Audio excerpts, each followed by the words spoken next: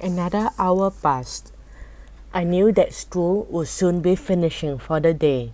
I had to think of another plan to attract my friends' attention, and that helped. No way did I want to stay floating over my school all night. Melvin Young, I warned myself, this is your last chance. I went over the facts in my mind. I knew I could wiggle myself around and make my cloud shake. I knew I could make my cloud's shadow wiggle and roll. But at night, when the sun had gone down and there were no shadows, that would not help me one little bit. So I began wondering what kept my cloud afloat.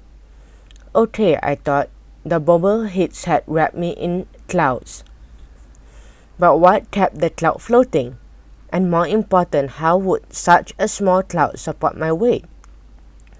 Well, somehow it did. But how? That is when I felt as though I were the human stuffing inside a floating spring roll. No, I decided, I was more like a human torpedo in a fluffy white pillow. No, I thought, I was actually more like a human missile concealed in a fluffy white cloud. And in that instant, I had another of my brilliant idea. Melvin, I said, think of yourself as a missile. What do missiles do? They go soaring through the atmosphere led by their noses. Well, I had a nose, didn't I? Imagine, I thought, your nose, your whole head, in fact, is like the front of the missile. In the front of the missile points up, the whole missile points up.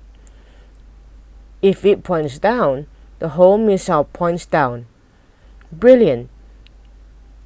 And while I knew I could not move my arms and legs, I could move my head and feet.